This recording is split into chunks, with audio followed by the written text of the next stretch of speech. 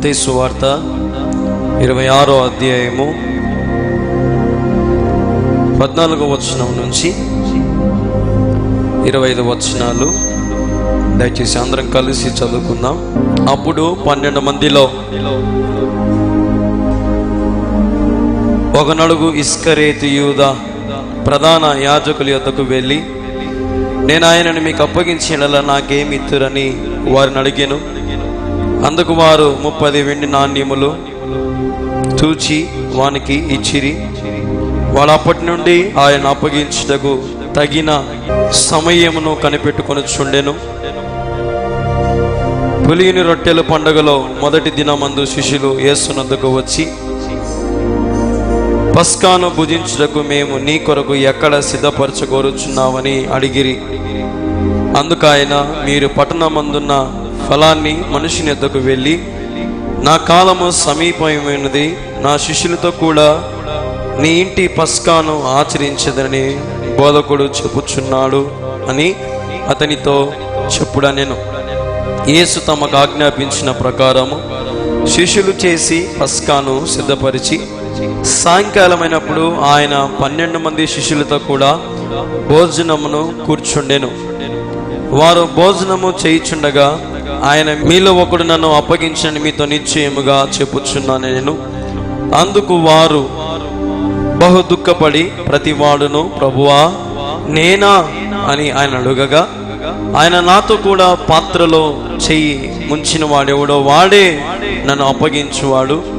మనుష్య కుమారుని గూర్చి వ్రాయబడిన ప్రకారము ఆయన పోవుచున్నాడు గాని ఎవని చేత మనుష్య కుమారుడు అప్పగింపబడుచున్నాడో ఆ మనుషునికి శ్రమ, ఆ మనుషుడు పుట్టి ఉండిన ఎడల వానికి మేలని చెప్పెను. ఆయన అప్పగించిన యూదా బోధకుడా నేనా అని అడుగగా ఆయన, నీవన్నట్టే అనేను. చిన్న ప్రార్థన చేసుకుందాం. ప్రార్థన. మా ప్రియమైన యేసుక్రీస్తు ప్రభువా, నీకు వేలాది వందనములు స్తోత్రములు తెలియజేస్తా ఉన్నాను తండ్రి. ఇదిగోనైనా ఈ సమయంలో ప్రభా నీ మాటలు ప్రకటిస్తుండగా నీ సహాయం, నీ కాపుదల మా మీద మెండుగా ఉంచి నిలబడి దాసుని నీవే మరుగుపరిచి, నీ బలమైన సన్నిధి మా మీద కుమ్మరించి, నా మీద కుమ్మరించి, నీవే మాతో మాట్లాడుతున్నామని నీ సన్నిధిలో బతిమాలు కొనుచు యేసయ్య నామములో అడుగుచున్నాను తండ్రి, ఆమేన్. దేవుడు మనతో మాట్లాడాలని ఆశపడుతున్న అంశం ఏంటంటే కఠిన హృదయుడు. మన అంశం పేరేంటి? కఠిన హృదయుడు. అంటే కఠిన మనసు గలవాడు, కఠిన హృదయము కలిగిన వాడు అనే అంశం మీద ఈరోజు దేవుడు మనతో మాట్లాడాలని ఆశపడుతున్నాడు. ఇక్కడ మనం గమనించినట్లయితే, మనం చదివినటువంటి భాగాన్ని మనం శ్రద్ధగా గమనించినట్లయితే, ఇక్కడ మనం యూదా, ఇస్కరేతు యూదా గురించి మనము చూస్తూ ఉన్నాం. ఎవరి గురించి? యూదా ఇస్కరేతు అనే అతని గురించి మనం ఇక్కడ చూస్తూ ఉన్నాం, చదువుకున్నాం. యూదా ఇస్కరేతు ఎలాంటి హృదయము కలిగిన వాడంటే కఠినమైన హృదయము కలిగిన వాడు. యూదా ఇస్కరేతు ఎలాంటి వాడు? కఠినమైన హృదయమును కలిగిన వాడు. యూదా ప్రభు దగ్గరే ఉన్నాడు, 12 మంది శిష్యుల్లో ఉన్నాడు, ప్రభుతో పాటు బలలో భోజనం చేస్తున్నాడు, ప్రభుతో పాటు ప్రతి చోట తిరుగుతూ ఉన్నాడు. కానీ యూదా హృదయం ఎలాగుంది? కఠినంగా ఉంది. హల్లెలూయా. యూదా హృదయం ఎలాగుంది? కఠినంగా ఉంది. యేసు ప్రభుని విడిచిపెట్టే వరకు, చచ్చే వరకు తన హృదయాన్ని ఎన్నడూ ప్రభు దగ్గర కఠినంను పోగొట్టుకోలే. యేసయ్యతో పాటు ఉన్నాడు, యేసయ్యతో పాటు గొప్ప కార్యాలు చేస్తున్నాడు, యేసయ్యతో పాటు అన్ని గమనిస్తూ ఆయన బల్లలో రొట్టె విరుచుకుంటూ ద్రాక్షరసం అన్ని రకాలుగా యూదా యేసయ్యతో పాటు ఉన్నాడు. కానీ తన హృదయంలో మాత్రము కఠినత్వాన్ని పోగొట్టుకోలే. ఈ రోజున ఎందుకు ఈ మాట నేను చెప్తున్నానంటే, మనం కూడా చాలా రకాలుగా చిన్నప్పటి నుంచి క్రైస్తవత్వంలో పెరిగిన వారమే. మన వంశాలు యేసుక్రీస్తులో మనం జన్మించిన వారమే. క్రైస్తవత్వంలోనే మనమందరం జన్మించిన వారం. చాలామంది అంటారు కదా, నైనా మేము మా అబ్బాయి కాలం నుంచి క్రైస్తవులు, నాయనా అని అంటారు కదండి. యూదా కూడా యేసు ప్రభుతో పాటు నడిచాడు, యేసయ్యతో పాటు ఉన్నాడు, కానీ తన హృదయం మాత్రం ఎలాగుంది? చాలా కఠినంగా ఉంది. ఈరోజు మనం కూడా దేవుని నమ్ముకున్న మనం, దేవుని సన్నిధిలో ఉన్న మనం యూదాలాగా మనం కూడా కఠినమైన హృదయం కలిగి ఉంటే మనకు ఖచ్చితంగా శ్రమలు కలుగుతాయి. కఠినమైన హృదయం మనలో ఉంటే చాలా రకాలైనటువంటి చేదు అనుభవాలు మనము ఎదుర్కోవాల్సి వస్తుంది. యూదా, ఇస్కరేతు యూదా, మనం చదివినటువంటి భాగాన్ని గమనిస్తే యేసు ప్రభుతో నడుస్తున్నాడు, యేసు ప్రభుతో తింటున్నాడు, యేసు ప్రభుతో సహవాసం చేస్తున్నాడు, కానీ తన హృదయంలో ఉన్నవి యేసయ్యకు చెప్పుకోవడంలా. హల్లెలూయా. తన హృదయంలోవి యేసయ్యకు చెప్పుకోవడంలా. ఇప్పుడు ఉదాహరణకి పేతురు, యోహాను, యాకోబు, తోమా, ఫిలిప్పి వంటి వారు యేసయ్యను సందేహాలు అడిగారు, అనుమానాలు తీర్చుకున్నారు. ఇప్పుడు తోమా ఏమన్నాడు? నువ్వు నిజంగా దేవునువా కాదా, నాకు అనుమానంగా ఉందండి. అప్పుడు యేసయ్య ఏమన్నాడు? నీ అనుమానాన్ని తీరుస్తా, ఒకసారి నా పక్కలో చేయి పెట్టి చూడు. అంటే తోమా అన్న మేలు, కనీసం అనుమానాన్ని తీర్చుకున్నాడు. కానీ యూదా, ఇస్కరేతు యూదా మాత్రము కఠినమైన హృదయము కలిగి ఉన్నాడు. యేసయ్యతోనే ఉంటున్నాడు, కానీ యేసయ్యతోనే సహవాసం చేస్తున్నాడు, కానీ యేసయ్య చుట్టూ తిరుగుతున్నాడు, కానీ హృదయంలో ఉన్న గందరగోళాన్ని తీసేసుకోలేకపోతున్నాడు. హృదయంలో ఉండే చింతలను తీసేసుకోలేకపోతున్నాడు. హృదయంలో ఉండే ప్రశ్నలు దేవుణ్ణి అడిగి జవాబు పొందుకోలేకపోతున్నాడు. అందుకే అన్నిటికంటే బైబిల్లో యూదా గురించి ఏం చెప్తుందంటే, యూదా కఠినమైన హృదయం కలిగిన వాడు. యేసు ప్రభుతో సహవాసం చేస్తూ ఉన్నాం, యేసు ప్రభుతో బలలో చేవేస్తా ఉన్నాం, యేసు ప్రభుతో సహవాసము, సంఘము, ఐక్యత, సహవాసం అన్ని రకాలుగా మనం యేసయ్యతో ఉన్నాం. కానీ ఎవరైనా ఇంకా యూదా లాంటి మనస్తత్వం కలిగిన వారు ఉన్నారేమో ఆలోచన చేయండి. మీకేమైనా సందేహాలు ఉంటే యేసయ్యను అడగండి. మీకేమైనా ఇబ్బందులు ఉంటే యేసయ్యను అడగండి. మీకు ఏమైనా శ్రమలు ఉంటే యేసయ్యకి చెప్పుకోండి. మీకేమైనా బాధలు, కష్టములు, చింతలు ఉంటే యేసయ్యకి చెప్పుకోండి. కానీ హృదయాన్ని మాత్రం కఠినంగా పెట్టుకోవద్దు. హృదయాన్ని మాత్రం కఠినంగా పెట్టుకోవద్దు. ఇప్పుడు తోమా విషయంలో మనం చూసాం, అనుమానం వచ్చింది, అడిగాడు, క్లారిటీ అయిపోయింది. ఫిలిప్పి విషయంలో చూస్తున్నాం, అదే రీతిగా పేతురు విషయంలో కూడా మనం చూస్తూ వచ్చాం. యూదా లాంటి మనస్తత్వం కలిగిన వారు దేవుని రాజ్యాన్ని స్వతంత్రించుకోరు. ఈ మాట చెప్తున్న నేను ఒక మాట మీకు తెలియపరచాలని ఆశపడుతున్నాను. ఈ రోజున ఇక్కడ ఉన్న మనం అందరం కూడా మన హృదయంలోకి కల్మషాన్ని మనము పొందుకుంటూ ఉన్నాం. మన హృదయంలో కల్మషంతో నిండిపోయింది. మన జీవితము కల్మషంతో నిండిపోయింది.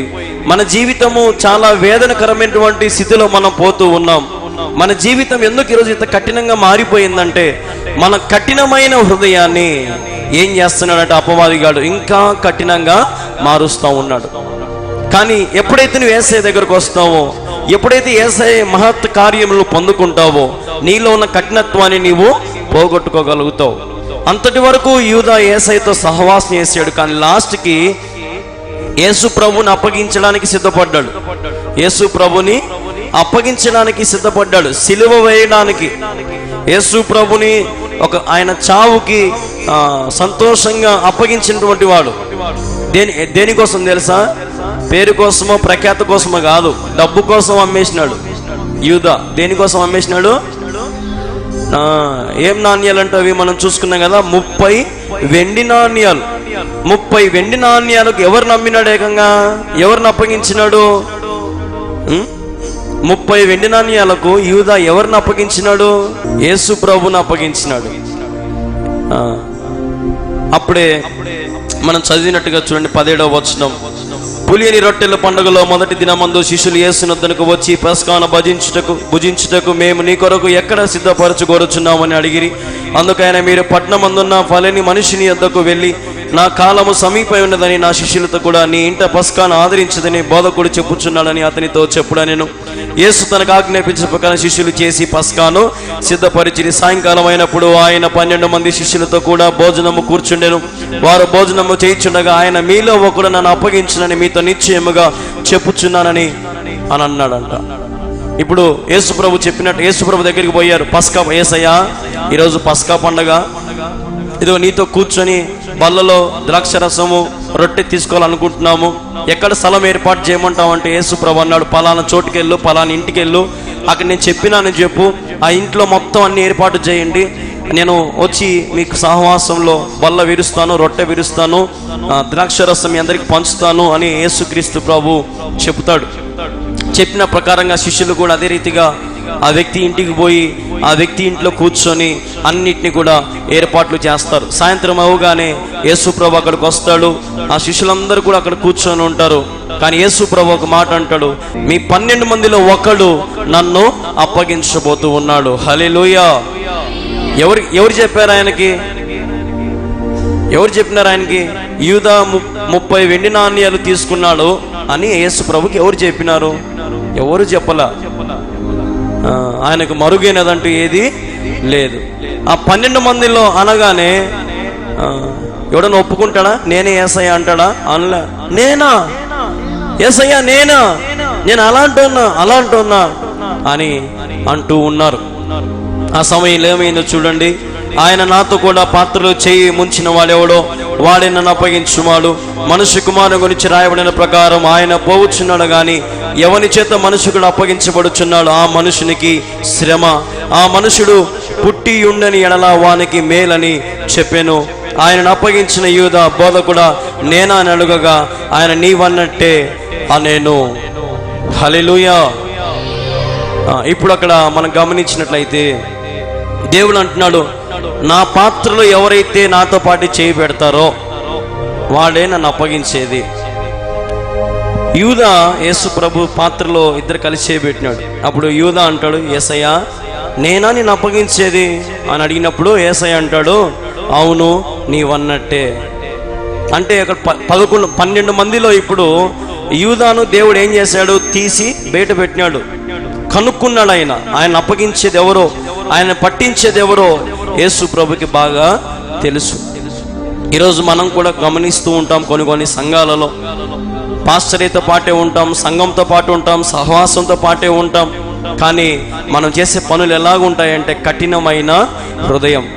ఆ సంఘాన్ని బాగుపరచకూడదు, ఆ సేవకుడు ఎదగకూడదు, ఆ విశ్వాసులు బలపడకూడదు, వారికి వీరికి గొడవలు పెట్టాలా, సంఘాలకు రాకుండా చేయాలా, కూల్చాలా అనే కఠినమైనటువంటి హృదయాలు కలిగిన వారు ఈరోజు చాలా మంది ఉన్నారు. అందుకే వాక్యంలో ఒక మాట ఉంది, గొర్రెల మందలోకి తోడేలు దూరినట్టు సహవాసంలోకి తోడేలు లాంటి మనస్తత్వం కలిగిన వారు దూరుతారని వాక్యంలో ఉంది. కానీ మనం ఏం చేయాలంటే ఆ తోడేలను మనము కనుక్కోవాలి. యేసు ప్రభు సెలవిస్తున్న మాట అదే. యేసుక్రీస్తు ప్రభు వారు ఇస్కరియోతు యూదాను యేసుక్రీస్తు ప్రభు వారు కనుక్కున్నారు. యేసుక్రీస్తు ప్రభు వారు కనుక్కున్నారు కాబట్టే యూదా సంగతి బయటపడింది. కానీ యూదా మాత్రం అప్పటికి కూడా ఒప్పుకోలా. నేనా అంటా ఉన్నాడు. కేవలం చూడండి, డబ్బు కోసము ఎవరిని అప్పగించినాడు? ఏకంగా సాక్షాత్ యేసుక్రీస్తు ప్రభుని అప్పగించాడు. అసలు డబ్బు కోసం యేసు ప్రభుని అప్పగించాడంటే వాడు అసలు యేసుతో పాటు ఉన్నట్టేనా? యాడున్నాడు? యేసు ప్రభు రొట్టెలు పెడితే రొట్టెలు బాగా తిన్నాడు. యేసు ప్రభు అద్భుతాలు చేస్తే పేరు కొట్టేసినాడు. యేసు ప్రభు శిష్యునని చెప్పుకుంటా తిరిగినాడు. మొత్తం ఘనతంతా పొందుకున్నాడు. కానీ హృదయం మాత్రం ఏముందంటే, నాకు అన్నీ ఉన్నాయి కానీ డబ్బు లేదే, నాణ్యాలు లేవే, అది లేదు, ఏంది వీళ్ళ కాడ బతకడం ఏంది, యేసు కాడ బతకడం ఏంది అని యేసుక్రీస్తు ప్రభుని కేవలం చీపుగా 30 వెండి నాణ్యాలకు అమ్ముకున్నాడు. ప్రియ దేవుని బిడ్డలారా, ఈరోజు ఇక్కడ కూడా చాలా మంది యేసు ప్రభుని అమ్ముకునే వారు ఉన్నారు. యేసు ప్రభుని అప్పగిస్తూ ఉన్నారేమో. యేసు ప్రభుని మీ మనసు ద్వారా, మీ యొక్క తలంపుల ద్వారా, మీ క్రియల ద్వారా, మీ నడవడిక ద్వారా యేసు ప్రభుని లోకానికి అప్పగిస్తున్నారేమో. మీరేం క్రైస్తవులరా? క్రైస్తవులు మీరు. ఎవరికి అవమానం అది? మనకు కాదు, దేవునికి. మన మీద ఇంగిలి మూసినప్పుడు మనం ఇటు తుడుచుకొని పోతాం కదా. మన మీద ఏం చేసినా కూడా మనము పట్టించుకోం. కాబట్టి యూదా లాంటి మూసిన హృదయాన్ని దేవుడు అంగీకరించాడు. అందుకే అన్నాడు కదా, నన్ను అప్పగించిన వానికి శ్రమ.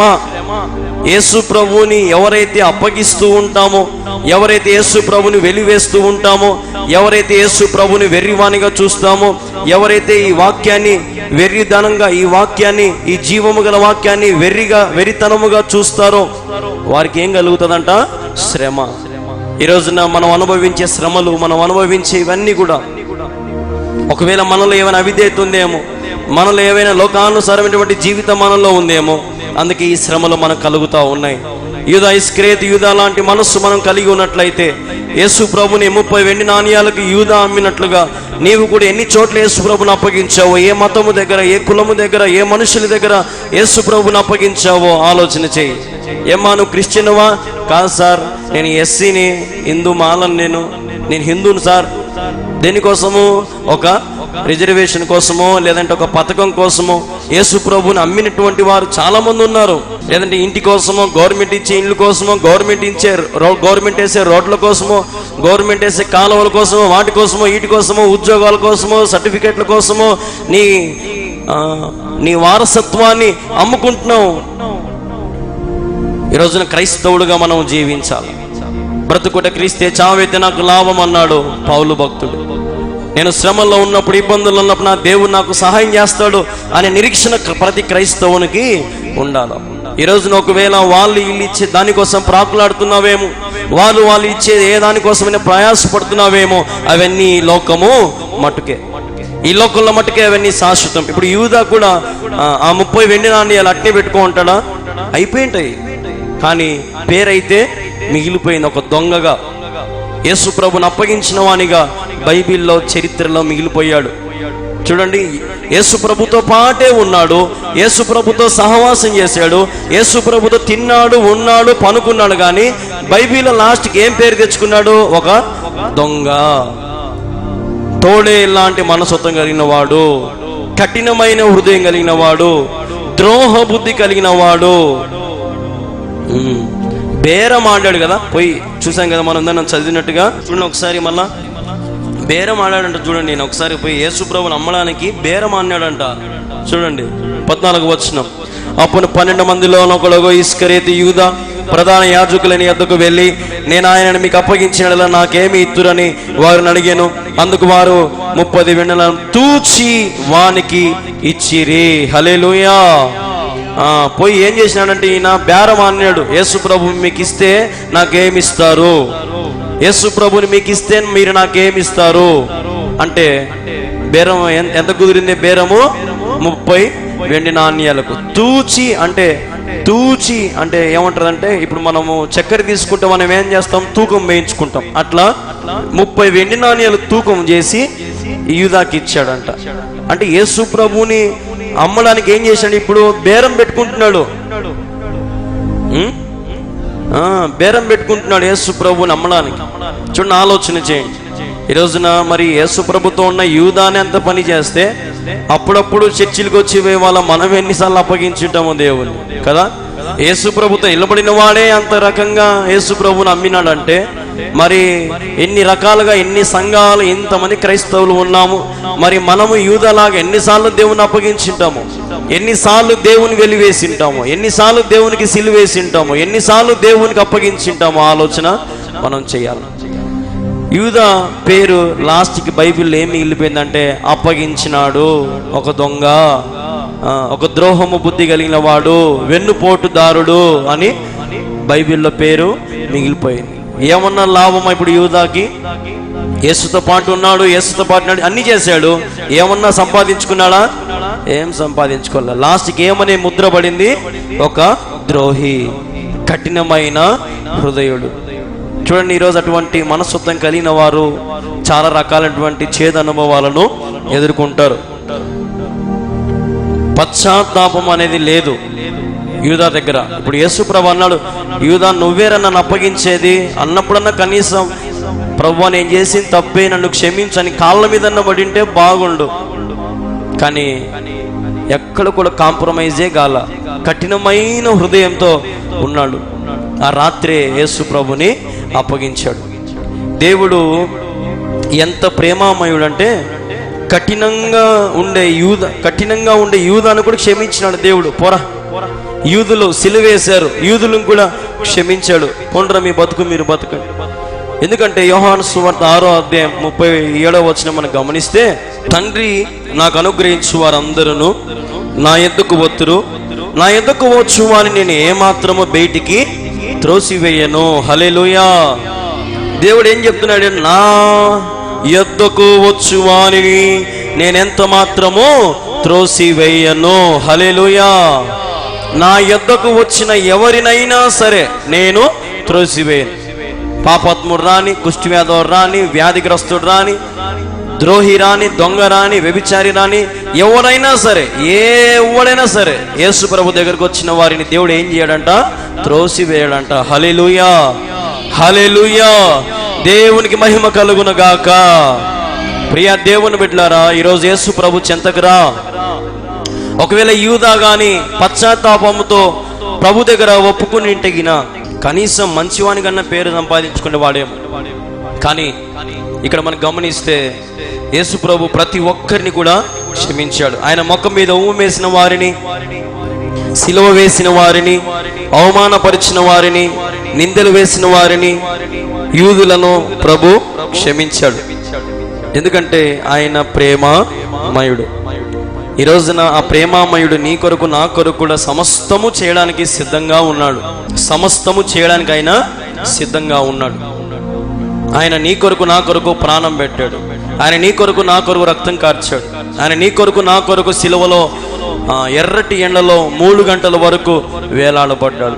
ఆ వీధులలో ఉమ్ము ముయించుకున్నాడు, కొరడా దెబ్బలు తిన్నాడు. ఒక చేతగాని మాదిరి అందరు చూశారు యేసు ప్రభుని. ఎంతో మంచివాడు, దయగలిగిన వాడు, కృపగలిగిన వాడు, రత్నవర్ణుడు, ధవలవర్ణుడు. కానీ నీ కొరకు నా కొరకు తన శరీరం అంతా కూడా హూనమైపోయింది. తన శరీరం అంతా కూడా బాధతో, వేదనతో నిండిపోయింది. తన శరీరం అంతా రక్తపు మడుగులో నిండిపోయింది. తన శరీరం అంతా కూడా కొంచెమైనా కూడా స్వరూపం లేదంట, సొగసు లేదంట. తన ముఖమంతా కూడా వికారం అయిపోయిందంట. అయినప్పటికీ యేసు ప్రభు అంటాడు, దొంగ అడిగినట్టుగా దొంగ అడుగుతాడు. ఏమంటాడు? నీవు నన్ను పరదేశిలో జ్ఞాపకం చేసుకో ప్రభు, నీవు నన్ను జ్ఞాపకం చేసుకో అనగానే యేసు ప్రభు చనిపోయే ముందర కూడా ఒక దొంగని నేడు నాతో కూడా పరదేశిలో ఉండు అంటాడు. అంటే ఒక దొంగను క్షమించిన దేవుడు మనల్ని క్షమించలేడా? మనం దొంగ కంటే పాపాత్ముల పనులు ఏమైనా చేస్తున్నామా? ఒక వ్యభిచారిని దేవుని దగ్గరికి పోతే వ్యభిచారిని, మీలో ఈమె వ్యభిచారే కరెక్టే, మీలో ఎవరు తప్పు చేయలేదో రాయి వేయండి అంటే ఎవడన్నా రాయి వేసాడా? వేయలా. మరి వ్యభిచారిని క్షమించిన దేవుడు, అనుమానించిన తోమాను క్షమించిన దేవుడు, మరి యూదా కఠినమైన హృదయం కలిగిన యూదాను కూడా దేవుడు క్షమించాడు. కానీ యూదాలో పశ్చాత్తాపం అనేది లేదు. శ్రమ పడ్డాడు, ఇబ్బంది పడ్డాడు, చాలా వేదన పడుతూ ఉన్నాడు యూదా. ఈరోజు అటువంటి స్థితిలో ఎక్కడన్నా సంఘం బిడ్డలైన మీలో నేనుగా ఈ మాటలు వింటే ఎవరైనా సరే యూదా లాంటి మనస్సు మనం కలిగి ఉంటే దేవుని యొద్దకు మనము వెళ్ళలేము. ఆయన చెంతకు వెళ్ళాలి. అందుకే ఆయన అన్నాడు, నా యొద్దకు వచ్చువానిని అన్నాడు. కానీ ఆడ మనం చదివినట్టుగా నా యొద్దకు వచ్చువానిని అంటే ఆయన కాడికి వచ్చిన వాళ్ళకే మేలు జరుగుతుంది. బాగా వినండి, ఆయన దగ్గరికి వచ్చిన వాళ్ళకే. ఆయనకేం తీట పట్ల మన దగ్గరికి రావడానికి. ఆనాడే ఒకసారి వచ్చినాడు, రక్తం కార్చినాడు, చనిపోయినాడు, తిరిగి లేచినాడు, అది అయిపోయింది. అప్పుడు వచ్చినాడు ప్రేమతో. ఇప్పుడు ఎట్లా వస్తాడు? రాజులకు రాజుగా, ప్రభువులకు ప్రభువుగా, సైనికులకు సైనిక అధిపతిగా, ఒక యజమానుడుగా ఆయన రాబోతా ఉన్నాడు. కాబట్టి ఆయన ఒకసారి వచ్చి వెళ్ళిపోయినాడు. ఇప్పుడు నీ జీవితం బాగుపరచబడాలంటే నువ్వే ఆయన వద్దకు వెళ్ళాలా. హల్లెలూయా. ఎవరు వెళ్ళాలి ఆయన వద్దకు? మనమే ఆయన వద్దకు వెళ్ళాలా. నేనే ఆయన వద్దకు వెళ్ళాలా. కాబట్టి ఈరోజు నువ్వు ఆయన వద్దకు వస్తున్నావు, మేలు పొందుకున్నావు, ఆరోగ్యము, శక్తి, బలము, సర్వ సమృద్ధిని పొందుకున్నావు. మరి ఈ రోజున నీవు ఎక్కడ నిలబడ్డావు అనేది ఆలోచన చేసుకోవాలి. ఈ రోజున కఠినమైన హృదయం నీలో ఉంటే దేవుని రాజ్యాన్ని నీవు వెళ్ళలేవు. ఈరోజు ప్రియ దేవుని బిడ్డలారా, దేవుని వాక్యాన్ని సెలవిస్తున్నట్లుగా ఆయన ప్రతి ఒక్కరిని క్షమించేవాడు. ఆయన ప్రతి ఒక్కరి కొరకు మేలు చేయవాడు. లాస్ట్కి యూదా చూడండి ఎట్లా చచ్చిపోయినాడో. మత్తయి సువార్త 27వ అధ్యాయం చూడండి ఒకసారి. మత్తయి సువార్త యూదా బతుకు లాస్ట్కి ఏమైందో చూడండి ఒకసారి. అంత కఠినంగా ఉన్నాడు కదా యూదా, లాస్ట్కి యూదా బతుకు ఏమైపోయిందో చూడండి ఒకసారి. యూదా జీవితము ఏ రీతిగా ముగించిందో చూడండి ఒకసారి. 27 మత్తయి సువార్త 27 5వ వచనం. అతడు ఆ వెండి నాణ్యములను దేవాలయంలో పారివేసి పోయి ఏం పెట్టుకున్నాడంట? ఉరి పెట్టుకున్నాడంట. డబ్బేమో ఫస్ట్ ఏం చేసినాడు? బేరం ఆడుకున్నాడు. 30 వెండి నాణ్యాలు తీసుకున్నాడు. అనుభవించినాడా? ఏం చేసినాడంట? ఇసిరి మారేసినాడు. ఇసిరి పారేసి పోయి ఊరేసుకొని చచ్చిపోయాను. చూడండి, కఠినమైన హృదయం లాస్ట్కి ఏం దారి తీసింది? చావుకు దారిని తీసింది, ఆత్మహత్య. ఈరోజు చాలామంది చెల్లెలు కానీ, చాలామంది అక్కలు కానీ సంసార విషయాలలో లేదంటే కుటుంబం విషయాలలో, అన్నయ్య నాకు చచ్చిపోబుద్ధి అవుతుంది. కఠినమైన హృదయం. కొంతమంది కఠినంగా హృదయాన్ని మార్చుకుంటారు, మార్చుకొని బలవంతమైనటువంటి మరణాలు వారు పొందుకుంటారు. చచ్చిపోయే ముందర చాలామంది ఆత్మహత్య చేసుకోలే ముందర ఎంతో కఠినంగా చచ్చిపోవాలనుకుంటారు. అసలు ఎందుకు ఈ బతుకు బతికి అనుకుంటారు పాపం. కఠినమైన హృదయం. కానీ వాక్యం సెలవిస్తుంది, కఠినమైన హృదయాలనైనా మృదువుగా మార్చగల దేవుడు మన దేవుడు. హల్లెలూయా. మృదువుగా మార్చగల దేవుడు మన దేవుడు. కఠినమైన హృదయం కలిగిన వారిని మెత్తని స్వభావంగా మార్చగల దేవుడు మన దేవుడు. ఎంతో మంది కఠినులు, మూడులు యేసు ప్రభు నామమును బట్టి మారిపోతున్నారు. జీవితాలు మారిపోతున్నాయి, బ్రతుకు మారిపోతుంది. పరిమళ సువాసనగా వారి జీవితాన్ని సుఖవంతంగా ఆనందంగా జీవిస్తూ ఉన్నారు. ఈరోజు ఇక్కడ కూర్చున్న నీవైనా నేనైనా ఈ మాటలు వింటే ఎవరైనా సరే ఇంకా నీ జీవితంలో కఠినమైన హృదయం ఉందేమో, ఆ కఠినమైన హృదయాన్ని తీసివేయి. యేసు ప్రభు చెంతకురా, యేసు ప్రభు మార్గంలో నడుచు, యేసు ప్రభు చెప్పినట్టుగా బ్రతికి యేసు ప్రభుతో సహవాసం చేయి. నీకేదైనా డౌట్లు ఉంటే యేసయ్యని అడుగు, నీకేదైనా ప్రశ్నలు ఉంటే యేసయ్యకి అడుగు, నీకేమైనా శ్రమలు, ఇబ్బందులు, వ్యాధులు, బాధలు ఉంటే యేసయ్యని అడుగు. నా యొద్దకు వచ్చు అని నేను ఏమాత్రమో త్రోసివేయను. ఆయన యొద్దకు రా, వస్తేనే మేలు జరుగుతాయి. ఎప్పుడు వస్తారు కొంతమంది అంటే కొద్దిగా ఇంకొక 15 రోజులు 30 రోజులు ఉంది. దేనికి? క్రిస్మస్ పండుగ. మామూలుగా అయితే క్రిస్మస్ పండుగ మంది కాదు, బైబిల్లోనే లేదు. అదొక రోమియులకు పండుగ, అది ఒక బయలుదేవత సంబంధించిన పండుగ. అసలైన క్రైస్తవునికి పండుగ ఎప్పుడంటే వాడు ఎప్పుడైతే పాత జీవితాన్ని వదిలిపెట్టుకొని బాప్తిసం పొంది నూతనమైన జీవితం ప్రారంభిస్తాడో వాని జీవితం అదే క్రిస్మస్. క్రిస్మస్ అంటే అర్థం ఏంటంటే యేసు పుట్టినాడు. యేసు ప్రభు డిసెంబర్ 25వ పుట్టినాడని బైబిల్లో ఎక్కడ లేదు. కానీ ఇదొక రోమియుల పండగ, అదొక ఆచారంగా జరిగిపోతా ఉంది క్రిస్మస్ పండగ అనేది. కానీ ప్రతి క్రైస్తవుని హృదయంలో ఎప్పుడైతే యేసయ్య పుడతాడో ఆ రోజే క్రిస్మస్. ప్రతి ఆదివారం క్రిస్మసే, ప్రతి ఆదివారము మనకు పండగే. ప్రతి ఆదివారం, ప్రతి శుక్రవారం, ప్రతి దినము దేవుడు అన్నాడు కదా, ఇది ప్రతి దినము మంచిదని ఎంచి ప్రతివి కూడా ఆయన మంచి మంచి మంచి మంచి. కాబట్టి దేవుని బిడ్డలారా, ఈరోజు దేవుడు చెప్తున్న మాట నువ్వు వింటే అదే క్రిస్మస్. ఎన్నో క్రిస్మస్లు పోయినాయి, కానీ నీ హృదయంలో యేసు ప్రభు ఇంకా పుట్టల. కఠినమైన హృదయం నీలో ఉంది, చంచలత్వం నీలో ఉంది, మోడుబారిన జీవితం నీలో ఉంది. ఇటువంటి హృదయాలను దేవుడు అంగీకరించాడు. ఈరోజున నమ్మి బాప్తిసం పొందుతున్నావు, రక్షణ పొందుతున్నావు. నీ జీవితాన్ని భద్రపరచుకో, నీ జీవితాన్ని కాపాడుకో. కుడికి కానీ ఎడమకు కానీ తిరగద్దు. నీ గురి గమ్యం యేసు వైపు మాత్రమే పెట్టుకో. నీ జీవితం యేసు ప్రభు మాత్రమే పెట్టుకో.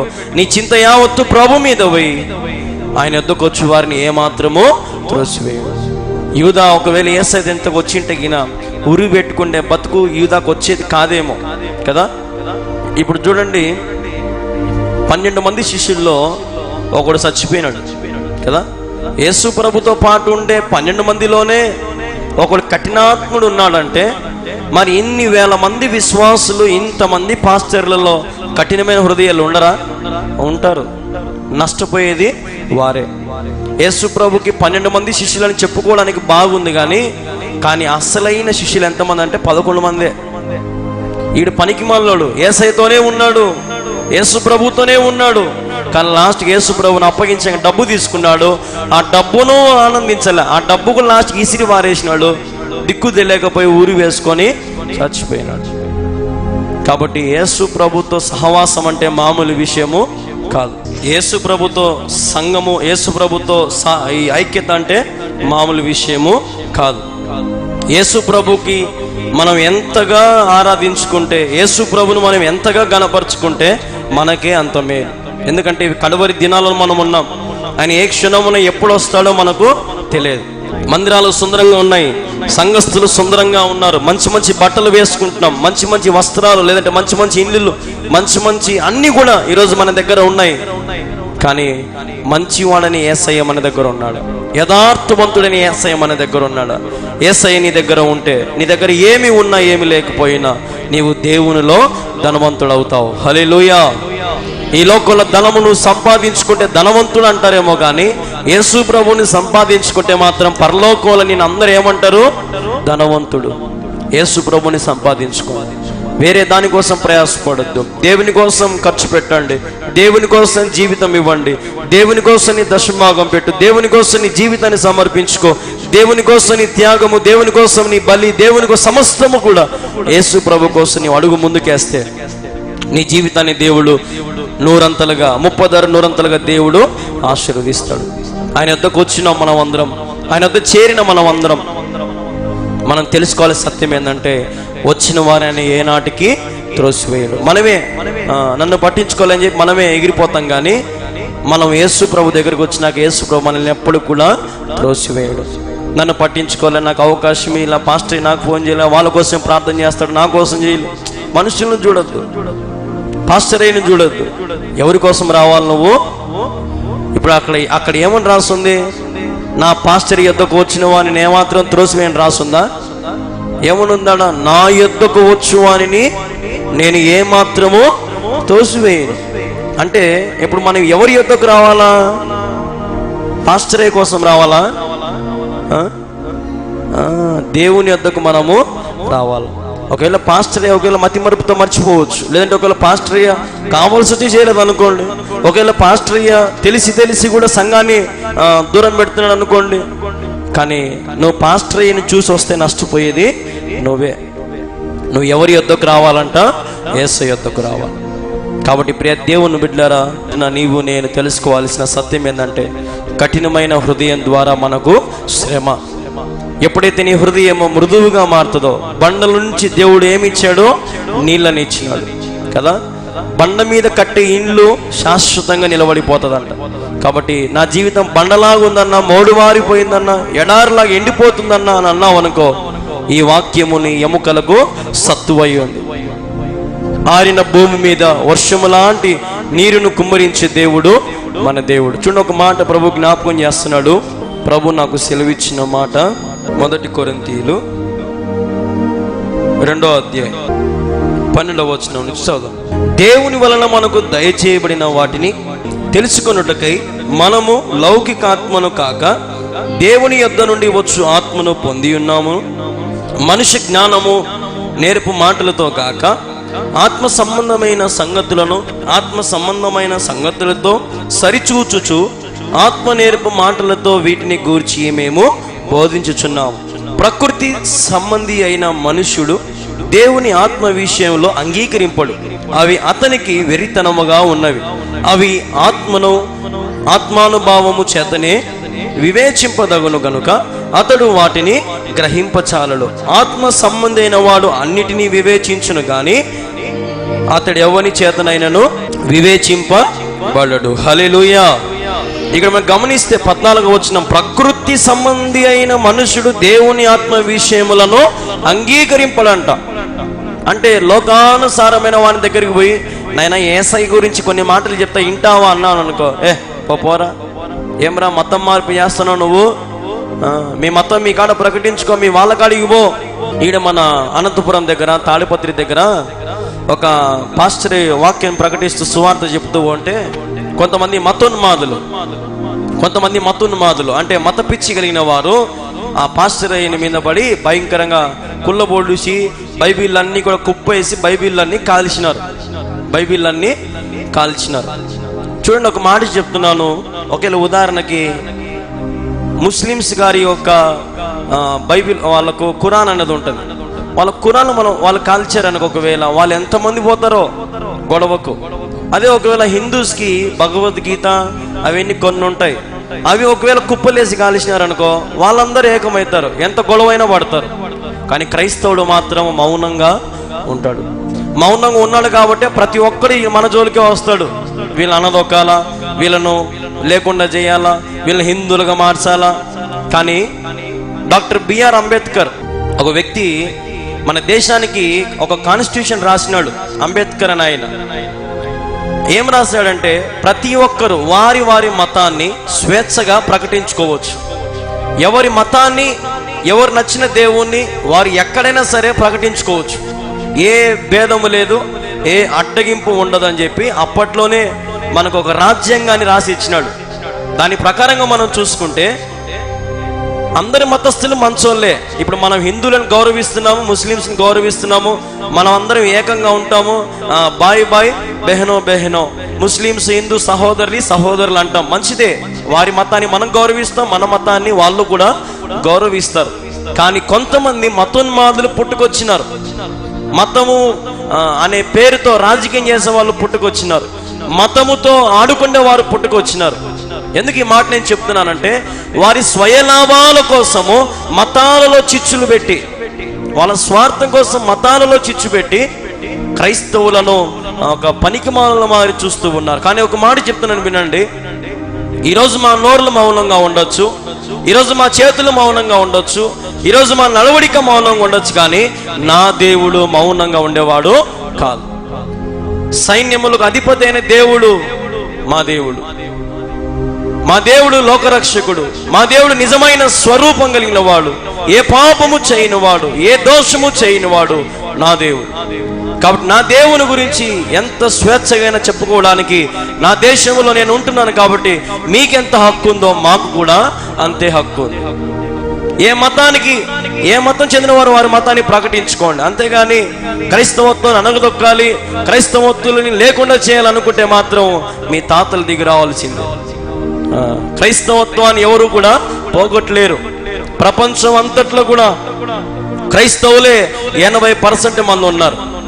ఎంతమంది? 80% మంది ఉన్నారు క్రైస్తవులు. హల్లెలూయా. కానీ మన భారతదేశంలో అంటారు 100%లో 2% క్రైస్తవులు ఉండేదంట. కానీ నేను నిన్న మొత్తం చదివితే మన భారతదేశంలోనే 20% ఉన్నారు క్రైస్తవులు. ఎంతమంది ఉన్నారు?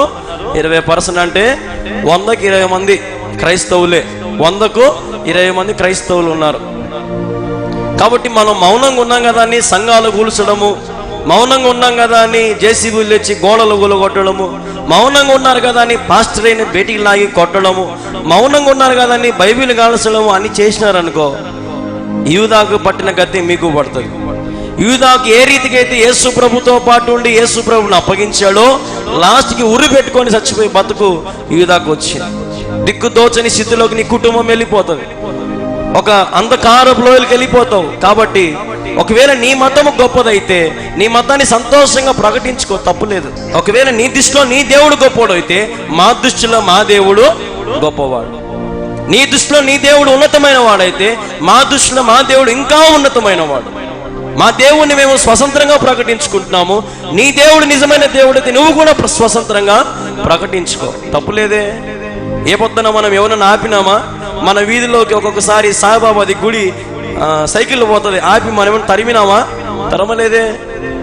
మన వీధిలోకి ఎన్నో రథాలు వస్తూ ఉంటాయి, మనం తరిమామా? తరమలేదే. ఎన్నో రకాలైనటువంటి పాటలు మన చెవును పడుతూ ఉంటాయి, వాళ్ళకి ఏమైనా ఫోన్ చేసి నాయనా సౌండ్ తగ్గించుకొని చెప్పినావా? చెప్పలేదే. ఎవరి మతము వారి ఇష్టం, వారి స్వేచ్ఛ. ఈరోజు వారి స్వేచ్ఛకు నువ్వు అడ్డం పడితే నష్టపోయేది నువ్వే. ఆ బైబిల్ కాలేసిన వాళ్ళందరినీ కూడా ఆ పాస్టర్ అయిపోయి జస్ట్ ఒక కాగితం రా సంతకం పెట్టినాడు అంతే. 12 సంవత్సరాల జైల్లో పెట్టినారు. వాళ్ళకి నిన్ననే తీర్పు కూడా వచ్చింది. ఏం కాలేసినాడు అతను? వాళ్ళు బైబిల్లో కాలేసినారు. ఎన్ని సంవత్సరాలు ఇప్పుడు జైల్లో ఉన్నారు? 12 సంవత్సరాలు కోర్టు వేసింది. క్రైస్తవులకు హక్కు ఉంది. ఎవరు చెప్పినారా మిమ్మల్ని బైబిల్ కాల్చమని? ఎవరు చెప్పినారా మీకు పాస్టర్లను కొట్టమని అని కోర్టే 12 సంవత్సరాలు శిక్ష చేసింది. హల్లెలూయా. ఇప్పుడు వాడు పోతే పోయినాడు జైలుకి, భార్య అనాథ అయిపోయా, పిల్లలు అనాథ అయిపోయా, జీవితం, బంధువులు, స్నేహితులు ప్రతి చోట ఏమైపోయింది ఇప్పుడు? అవమానం. కాబట్టి దేవుని జోలికి వెళ్ళదు. నిజమైన దేవుడిని ప్రేమిస్తున్నాడు, ఆయన ప్రేమకు పాత్రునిగా, అంతేగాని ఆయన కోపానికి పాత్రునివి కావద్దు. ఎందుకంటే ఆయన నిలువెల్లా ప్రేమామయుడే. అవకాశం ఇస్తున్నాడు. అందరూ అంతటా రక్షణ మారు మనసు పొందేంత వరకు దేవుడు రాడు. ప్రతి మతము, ప్రతి కులము, ప్రతి జాతి ఎవరైనా సరే యేసు ప్రభుని ఒకరొక రోజున తెలుసుకుంటారు. వాక్యంలో ఒక మాట ఉంది, మొదటి వాడు కడపటి వాడును, కడపటి వాడు. ఇప్పుడు మనం అందరం మొదట ఉన్నాం. కానీ యేసు ప్రభు వచ్చే టైంకల్లా ఈ మొదటి వాళ్ళందరూ ఎన్నో భయపడతారు. అన్ని మతాలు, ఎన్నో రాయి రప్ప చెట్టు పుట్టకు అన్ని మొక్కిన వాళ్ళు మాత్రం లాస్ట్కి విసుగు చెంది యేసు ప్రభే దేవుడు అని చెప్పి వాళ్ళందరూ వచ్చి ముందు పడతారు. వీళ్ళు గొప్పగా భక్తులుగా మారిపోతారు. కానీ మొదట వాళ్ళు ఏమైపోతారు? తుస్సుమని ఎగిరిపోతారు. క్రైస్తవులకు ఉన్నంత అహము ఎవరికి లేదు తెలుసా? క్రైస్తవులకు ఉన్నంత సోమరితనం ఎవరికి లేదు. క్రైస్తవులకు ఉన్నటువంటి వ్యాధులు ఎవరికి లేవు. క్రైస్తవులకు ఉన్నంత అప్పులు, క్రైస్తవులకు ఉన్నంత శ్రమలు, క్రైస్తవులకు ఉన్నటువంటి రోగాలు చాలా మందికి లేవు. ఎందుకంటే క్రైస్తవుడు నిర్లక్ష్యం. యేసు ప్రభులే, ఏమవుతుందిలే, పోతే ఏమవుతుంది, పోకుండా మా దేవుడేలే, నాకు అడిగినప్పుడు ఇచ్చాడు చేస్తాడు అనే భ్రమలో ఉన్నారు ఈరోజు చాలా మంది. ప్రియ దేవుని బిడ్డలారా, క్రైస్తవుడు అంటే ఒక మండుచున్నటువంటి అగ్ని వలె, ఒక గోళము వలె ఉండాలా. ఒకరోజు చెప్పాను మీకు, శద్రక్ మేషక్ అబేద్నెగోలను ఆ రాజు ఏం చేశాడు? ఒక మండుచున్న వేడిమి గల గుండముల వారిని వేయమని చెప్పినాడు కదా. వేయమని చెప్పినప్పుడు శద్రక్ మేషక్ అబేద్నెగోలలో ఆ మంటలో మేము పోము, మేము వెనక్కి పారిపోతాము, మా దేవుడు యేసు ప్రభు కాదు అన్నారా? అల్లా బెయ్, నువ్వు బెయ్, అరే మంట ఇంకా పెంచండి రా, మంట పెంచండి అని మంట పెంచుతా ఉంటే ఆ చుట్టూ ఉండే వాళ్ళ ఆ శగకు కాలి చచ్చిపోయినారంట. ఆ శగకు కాలి చచ్చిపోయినారంట, ఆ గుండంలో పడి ఆ శగకు తట్టుకోలేక. ఎప్పుడైతే శద్రక్ మేషక్ అగ్నిలో వేసినారో అక్కడ నలుగురు కనపడ్డారంట. హల్లెలూయా. పడింది ముగ్గురు, కనపడేది నలుగురు. రాజుకు దిమ్మ తిరిగిపోతుందంట. ఏంద్రా నాకు నలుగురు కనపడుతున్నారు? ఎంతమంది కనపడుతున్నారంట ఆయనకి? 4. హల్లెలూయా. నలుగురు కనపడుతున్నారంట. నలుగురు కనపడుతూనే భయపడి, ఒరే నాయనా నువ్వు ఎంత మంట పెట్టు వాళ్ళు సావనే సావు, వారి పక్షాన దేవుడు ఉన్నాడు, వాళ్ళని బయటికి దండరంగా, వాళ్ళని బయటికి దండరా స్వామి, మనకెందుకు వచ్చింది రిస్క్? శద్రక్ మేషక్ అబేద్నెగోలు, మీ దేవుడు నిజమైన దేవుడు. హల్లెలూయా. అంతమంది మధ్యలో అంత గొప్ప రాజు 2 చేతులు జోడించి, నన్ను క్షమించండి, మీ దేవుడే నిజమైన దేవుడు. మండుచున్న అగ్నిగుండంలో నుంచి రక్షించగల దేవుడు మన దేవుడు. మరి మన శ్రమలెంత, మన వ్యాధులెంత, మన చింతలెంత, మన కష్టములెంత, నువ్వు అడిగితే మన మధ్యలోకి యేసు ప్రభు దిగడానికి సిద్ధంగా ఉన్నాడు. హల్లెలూయా. నీవు అడిగితే నీ జీవితాన్ని స్థిరపరిచి బలపరిచి బండ మీద నిలబెట్టడానికి మన దేవుడు స్థిరం కలిగి ఆయన రెడీగా ఉన్నాడు. కానీ నీవు మాత్రము అడగడానికి నసుకుతూ గొనుగుతూ ఉన్నావేమో, కఠినమైన హృదయము నీలో ఉందేమో, జాగ్రత్త, నీకు శ్రమ కలుగును. ప్రియ దేవుని బిడ్డలారా, ఈరోజు నువ్వు అడిగితే గొప్ప కార్యాలు పొందుకుంటావు. అడిగితే సమస్తం అన్నిటి నుంచి నువ్వు విడుదల పొందుకుంటావు. అగ్నిగుండం గొప్పదా, నీ శ్రమ గొప్పదా? సముద్రం గొప్పదా, నీ శ్రమ గొప్పదా? సముద్రమే గొప్పది. కానీ సముద్రాన్ని దేవుడు ఏం చేసినాడు? ఒకే ఒక్క ప్రార్థనతో ఏమైంది సముద్రము? మరి నీ సమస్యకు దేవుడు దారి చూపించలేడా? ఎందుకు చూపించడు? చూపిస్తాడు. మోషే లాంటి ప్రార్థన నీలో ఉండాలా. హల్లెలూయా. మోషే లాంటి ప్రార్థన, మోషే లాంటి ఓర్పు, మోషే లాంటి సహనం. 6 లక్షల మందిని ఏగించినాడు మోషే. ఎంతమందిని? 6 లక్షల మందిని ఏగించినాడంటే ఆలోచన చేయి. పిల్లలు సతాయిచ్చింటారు, భార్యలు, పిల్లలు, తండ్రులు ఎంతమంది మోసే కాడికి వచ్చింటారు. మోసే మా పిల్లలు, చిన్న పిల్లలు, మోసే ఏంది మోసే నువ్వు ఒట్టి నడిపించను మమ్మల్ని? గొనిగెట్టలు గొనిగింటారు. తిని కూడా మోసే పెట్టే మన్నాలు తింటున్నారు. ఆకాశం నుంచి వర్షంలాగా మన్నా పడుతూ ఉంటే దాన్ని తిని కూడా మళ్ళా మోసే మీదే కొనుగుతా ఉన్నారు. ఈరోజు యేసు ప్రభు సొమ్ము తిన్న వాళ్ళం, యేసు ప్రభు చేత దీవించబడుతున్నాం, యేసు ప్రభు చేత పాపములు క్షమించబడ్డాయి. ఇంకా నీలో సనుగుడు గొనుగుడు ఉందేమో, జాగ్రత్త. ఇంకా నీలో దేవుని విషయమై నసుకుతూ గొనిగే స్వభావం నీలో ఉందేమో, జాగ్రత్త. మోసే లాంటి ఓర్పును కలిగి జీవించు. హల్లెలూయా. మోసే ప్రార్థించగా ఆకాశం నుంచి మన్నా కురిసింది, బండ నుంచి నీళ్లు వచ్చినాయి, కట్టెను పాముగా మార్చబడింది. తాపు లెక్కించాడు యేసు ప్రభు తండ్రి.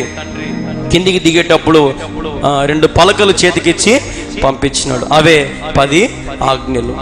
దిగేటప్పుడు ఎలాగ దిగాడంటే, పోయేటప్పుడేమో మోషే మాదిరి పోయినాడు, దిగేటప్పుడేమో ముఖమంతా కూడా ఒక సూర్యకాంతపు తేజస్సులాగా వెలిగిపోతా ఉందంట. ఈరోజు మన జీవితంలో దేవుడు వెలిగిస్తాడు. మన జీవితంలో కూడా అంధకారపులో ఉన్న మన బ్రతుకును, చీకట్లో ఉన్న మన బ్రతుకును దేవుడు వెలిగిస్తాడు. కాబట్టి మతోన్మాదులకు భయపడద్దు. మన రాజ్యాంగాన్ని ప్రకారంగా నీవు క్రీస్తునామాన్ని ఉన్న చోట ఉన్న ప్రాంతాన్ని ప్రకటించు. మనుషులకు భయపడద్దు. చనిపోయేలోపు ఒక్క ఆత్మనైనా మనం రక్షించుకోవాలా. దేవునికి మనం ఇష్టానుసారంగా, దేవునికి మనము ఇష్టలుగా, దేవునికి మనకు ప్రియమైన వారిగా మనం ఉండాలి. ప్రియ దేవుని బిడ్డలారా, దేవుడు అంటున్నాడు కదా, నేను ఎంత మాత్రమో త్రోసివేయను.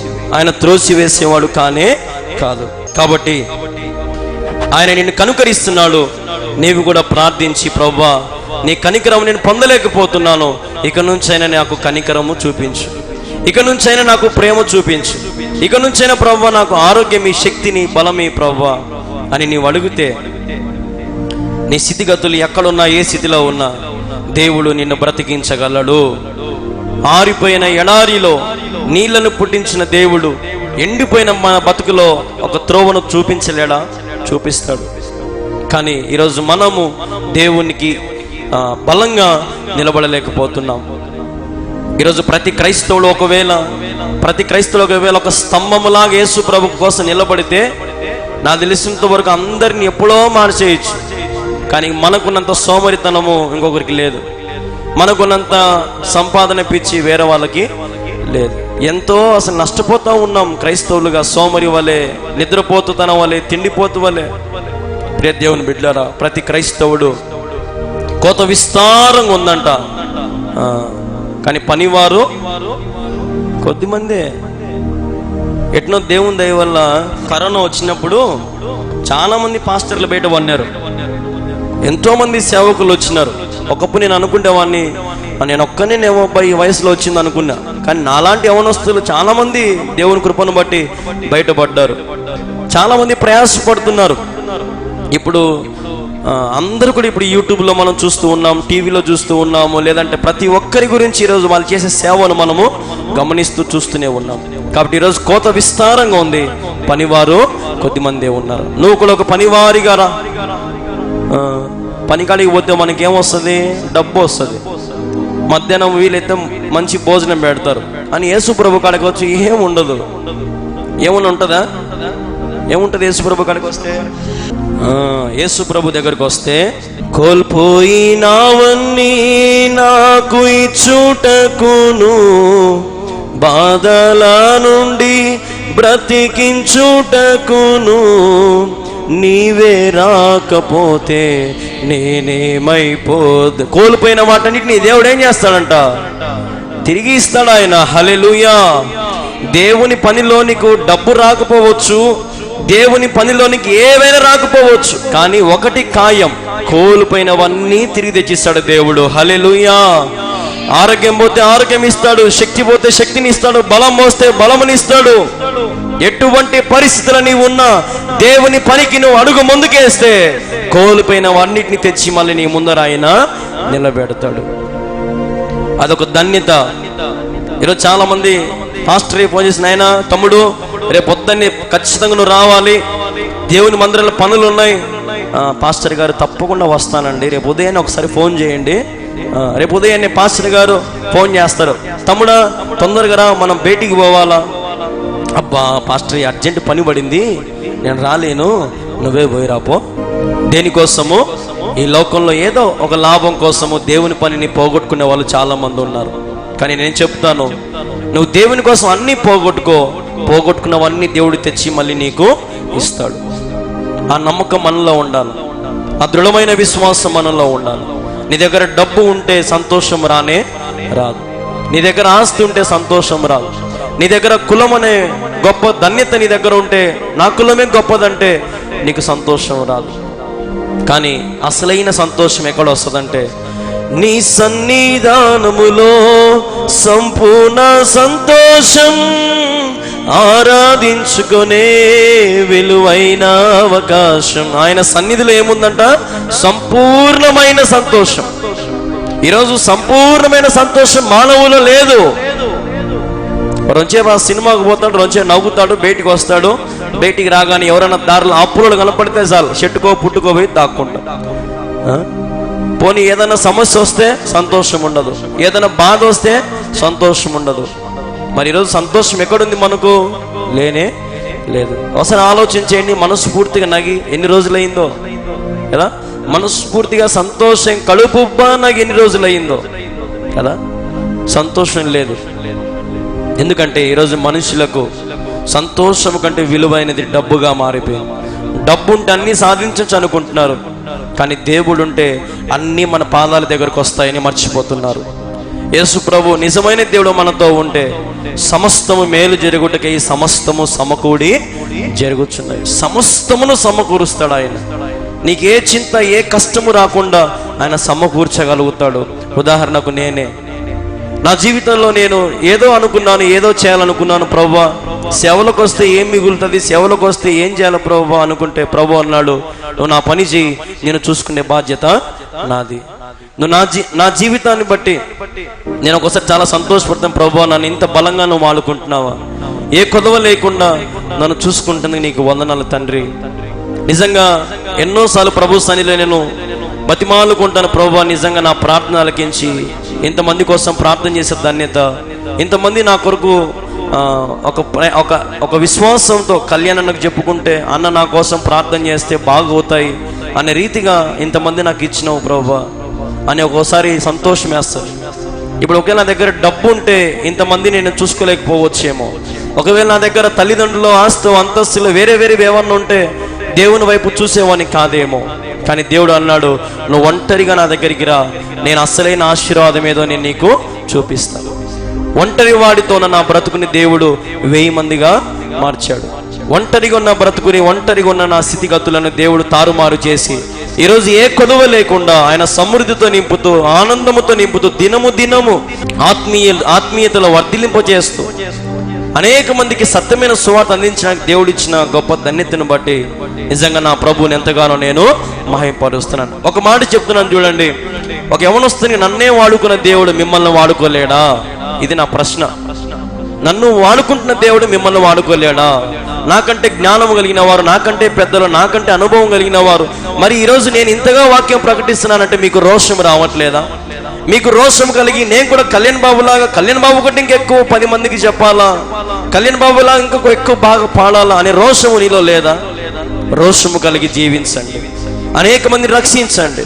మీరు లోకానికి ఉప్పై ఉన్నారని వాక్యంలో ఉంది. ఏమై ఉన్నామంట? మనము ఉప్పై ఉన్నాం లోకానికి.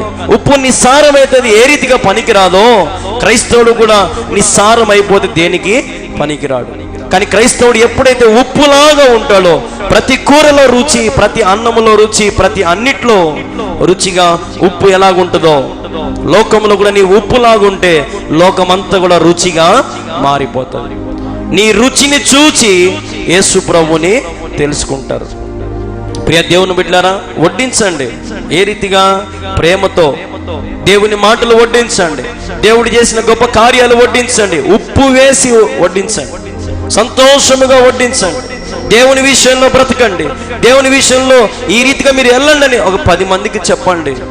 ఆ 10 మందిని ఫాలో అప్ చేయాలంటే ఈరోజు దానమయ్య గారికి సువార్త చెప్పినా ఇంక అయిపోయి, ఇంక రేపు వారం వేరే వారికి అవసరంలా, దానమయ్యనే పట్టుకో, ఆయన్ను మార్చేంత వరకు పట్టుకో, ఆయన నీ దగ్గర కౌగిట్లో యేసు ప్రభుకు సమర్పించేంత వరకు నీ దగ్గరను పెట్టుకో. అది మన దేవుడు మనకు నేర్పించింది. ఆత్మలు పోగొట్టుకున్నట్టు కంటే ఆత్మలు సంపాదించుట ఎంతో కష్టం. ఈరోజు దేవుడు అన్నాడు వాక్యంలో, ఒకే ఒక మాట ముగించేస్తున్నాను నేను. బైబిల్లో ఒక మాట ఉంది, ఆ మాట నాకు ఎంతో ఇష్టం. ఏమంటే ఆ మాట, దేవుడు అంటాడు, ప్రభువా ఇంతమంది కఠినులు ఉన్నారే, ఇంతమంది హృదయాల్లో మూఢత్వాలు ఎంత చెప్పినా మారే మనసు లేదే, వారి జీవితం వారిదే, తందనలు ఆడుతున్నారు, త్రాగుతున్నారు, తిరుగుతున్నారు, వ్యసనాలు చేస్తూ అన్ని రకాలుగా చేస్తూ ఉన్నారే ప్రభువా, ఇంత ప్రయాసపడుతున్నాము, అంతో ఇంతో ప్రయోజనము కొద్దే ఉంది ప్రభువా, అనేక మందికి నీ మాటలు ప్రకటించాలని ఆశ ఉంది ప్రభు అంటే ప్రభు నాతో ఒక మాటతో సెలవు ఇచ్చినాడు. ఒక రోజున ఏమన్నాడంటే, పాపము చేయువాడు పాపము చేయనేము, అన్యాయం చేయవాడు అన్యాయము చేయనీము, మోసము చేయవాడు మోసము చేయనీము, అక్రమం చేయవాడు అక్రమం చేయనీము. తగిన కాలములో తగిన సమయంలో ప్రతిఫలం ఇచ్చేవాడు యెహోవాను నేను ఉన్నాను. హల్లెలూయా. అంటే బలవంతంగా తెచ్చి నీళ్ళలో ముంచడం అవసరం లే. పాపము చేసేవాడు పాపము చేసే చస్తాడు, అక్రమం చేసేవాడు అక్రమకే చేస్తాడు. అందుకే ఒక సామెత ఉంటది, కత్తి పట్టినోడు కత్తికే చేస్తాడు, గన్ను పట్టుకున్నాడు గన్నుతోనే చచ్చిపోతాడని. మనం ఏం పాపం చేస్తాం ఆ పాపం మళ్ళీ తిరిగి మనకే చుట్టుకుంటది. అందుకే ఇంకొక సామెత, తాను తవ్విన గుంతలో తానే పడినట్టు కదా. ఈరోజు చాలా మంది అనుకుంటున్నారు కఠినాత్ములను ఎవరు కూడా మార్చలేరు, కఠినాత్ములు వారి జీవితాన్ని పాడు చేసుకుంటారు. కానీ వారి హృదయంలో ఒక్కసారి ఆలోచించి ఒక్కసారి యోచించి వారి కఠిన హృదయంలోకి యేసు ప్రభుని ఆహ్వానిస్తే ఖచ్చితంగా వారి కఠినమైన హృదయాన్ని యేసుక్రీస్తు ప్రభు వారు మృదువుగా మార్చగలడు. బండ నుంచి నీళ్ళు ఇచ్చిన దేవుడు వారి హృదయాన్ని తెరిచి వారి హృదయంలో జీవనదిని సమృద్ధిని ఆయన నింపగలడు. అడుగుదాం ఈరోజు యేసు ప్రభుని, ప్రభువా నా కఠినమైన హృదయాన్ని మార్చు. ఇస్కరేతు యూదలాగా నేను చాలాసార్లు అప్పగించాను, ఇస్కరేతు యూదలాగా నేను చాలాసార్లు వెర్రివానిగా చూసినాను, నీతో పాటే ఉన్నాను, చర్చికి వస్తున్నాను, అన్ని చేస్తున్నాను, బల తీసుకు అన్ని చేస్తున్నాను, కానీ నాలో బేరమాడే బుద్ధి ఉంది.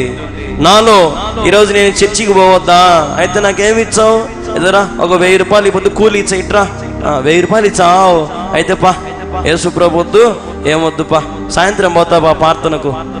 బేరం కుదిరింది కొంతమందికి కదా, బేరం కుదిరింది.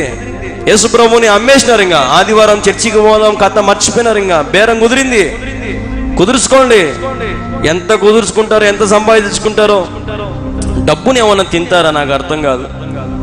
దేవుణ్ణి సంపాదించుకోవాలి, దేవుని కోసం బ్రతకండి, దేవుడు మనకి ఏ కొదవ లేకుండా చూసుకుంటాడు. ఆకాశ పక్షులను చూడవి, పంటను విత్తవు పంటను కొయ్యవు, తగిన కాలంలో తగిన సమయంలో దేవుడు వాటికి ఆహారం ఇచ్చుచున్నాడంట. ఈరోజు మరి నీకు దేవుడు ఆరోగ్యం ఇచ్చినవాడు, శక్తిని ఇచ్చినవాడు, సమృద్ధిని ఇచ్చినవాడు, నీకు ఇంట్లో ఏ కొదవ లేకుండా దేవుడు చూసుకుంటున్నాడే, నువ్వు అడిగింది దేవునికి ఇస్తున్నాడే. మరి ఈ రోజున దేవుని సన్నిధికి రాకుండా దేవుని అప్పగించి బేరం ఆడుకొని నీ సొంత పనులు చేసుకుంటున్నావు, చూసావా? అది ఆశపోతూ తనం. 6 రోజులు ఇచ్చాడు దేవుడు, సంతోషించు, కష్టపడు, తిను, త్రాగు, సంతోషంగా ఉండని. 7వ రోజు నా మందిరానికి రా అంటే కొంతమందికి 6 రోజులు సంపాదించుకుని చాలని 7వ రోజు కూడా సంపాదించుకోవాలని ప్రయాసపడుతున్నారు. జాగ్రత్త, నష్టపోతావు. ఉపవాస ప్రార్థన కొడుకు రా, ఉపవాస ప్రార్థన కొడుకులో ఉపవాసాన్ని ప్రభుని మొరపెట్టుకో. నీవు మొరపెట్టుకుంటే ప్రభు నీ ప్రార్థన వింటాడు.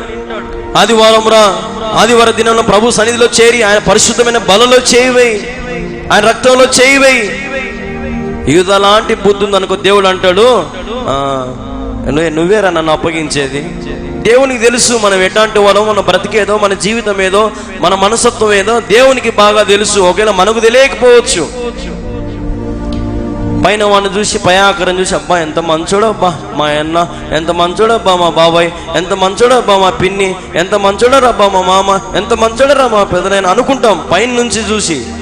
అని హృదయం మనకు తెలుస్తుందా? తెలియదు. కానీ హృదయంలో వాటిని పరిశీలించి పరిశోధించేవాడు దేవుడే.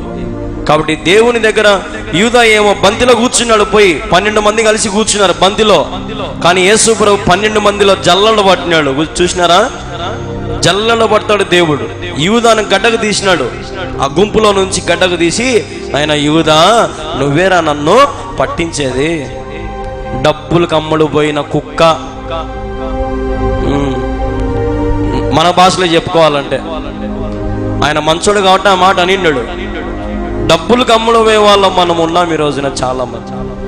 లోకానుసారమైన వాటికి అమ్ముడు పోయే వారు ఉన్నాం. అందుకే వాక్యంలో ఒక మాట ఉంది, కుక్క తన వాంతి తిరిగి తిరిగినట్టుగా మనుషుడు ఈరోజు ఆ రీతిగా ప్రవర్తిస్తున్నాడు.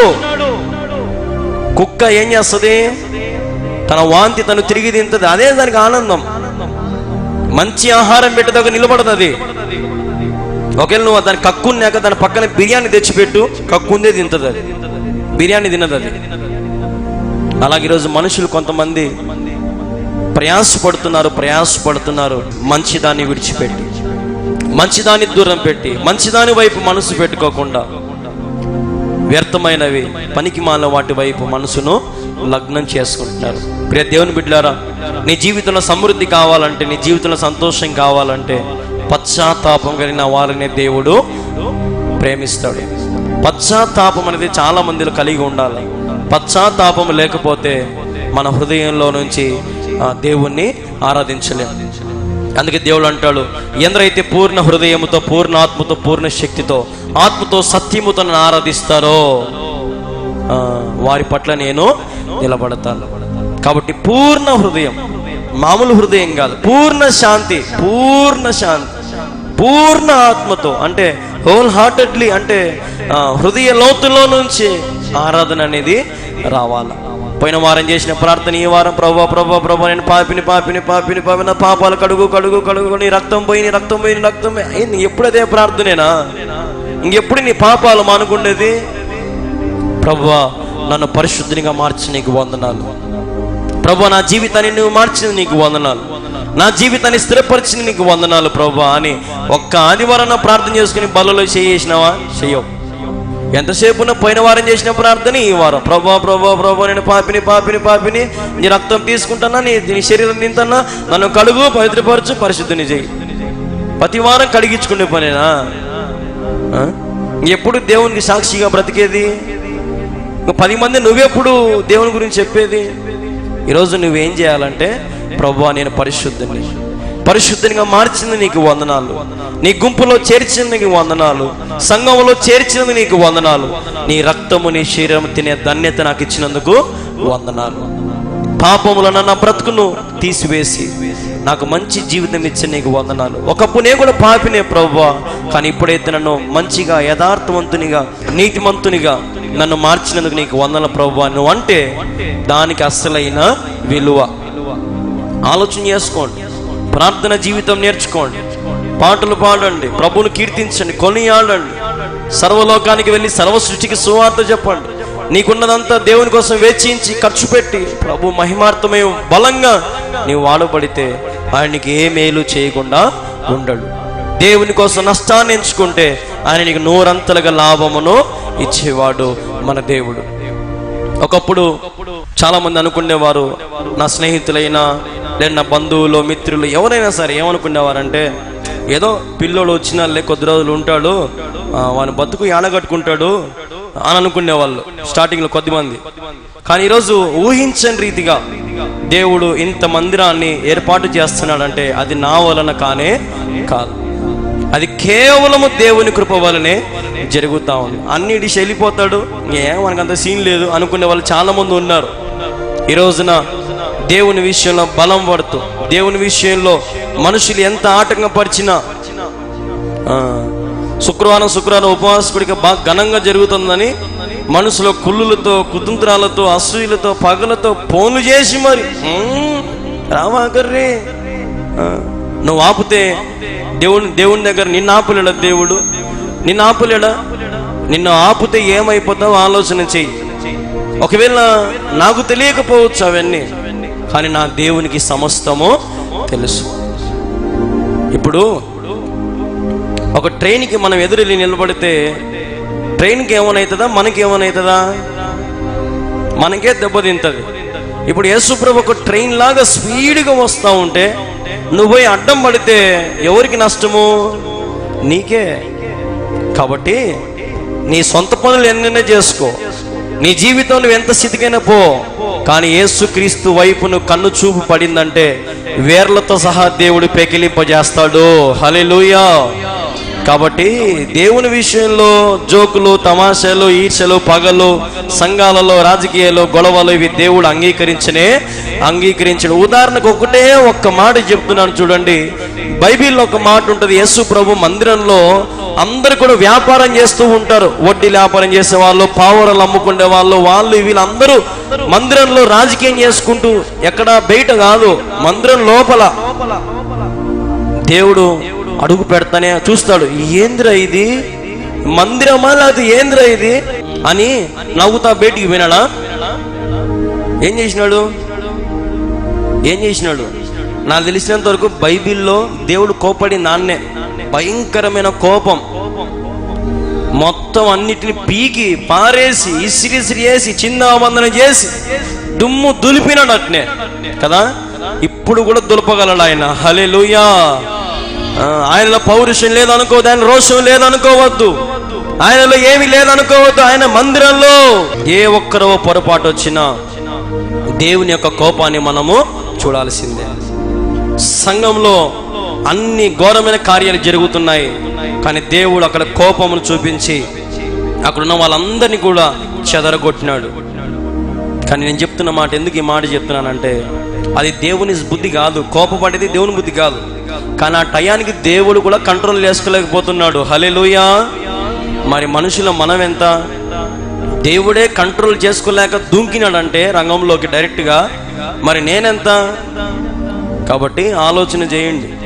దేవుని విషయంలో, సంఘ సేవకుని విషయంలో కష్టపడి ప్రయాసపడి సమస్తాన్ని అమ్ముకొని సమస్తం వెచ్చించి సమస్తము జీవితము అర్పణలు త్యాగము శ్రమ ఏమొచ్చినా ఏమి రాకపోయినా ప్రభు కోసం కష్టపడుతున్నాం. ఒక ఇంజన్ లాగా ముందుకెళ్తా ఉన్నాం. అడ్డం పడ్డావు అనుకో నీకే నష్టం, పోటీ పడ్డావు అనుకో నీకే నష్టం, దేవుని విషయంలో రాజకీయం చేసేవనుకో నీకే నష్టం. నిన్న చూసుకున్నాము, దేవుని నిమిత్తము నిందన పాలైన వారు ధన్యులు అని వాక్యంలో ఉంది. దేవుని నిమిత్తము నిందల పాలుగా, దేవుని నిమిత్తము ప్రయాసపడు, నీవు ధన్యుడవు. కానీ నువ్వు లోకల్ ఉన్న వారి కోసం, నీ బంధువులు రక్త సంబంధుల వారి కోసం, వీళ్ళ కోసమో నీ స్నేహం కోసం నువ్వు ప్రయాసపడ్డావు అంటే నష్టపోతావు.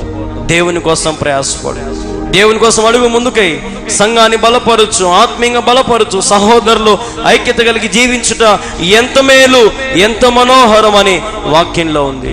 ఐక్యత చాలా ఇంపార్టెంట్, సంఘము చాలా ఇంపార్టెంట్. బలముగా దేవుణ్ణి ఆరాధించండి. ఈరోజు దేవుడు చెప్తున్న మాట ఇదే, నీ దృష్టి కఠినమైన హృదయం నుంచి మృదువైన హృదయం దిక్కు మారాల.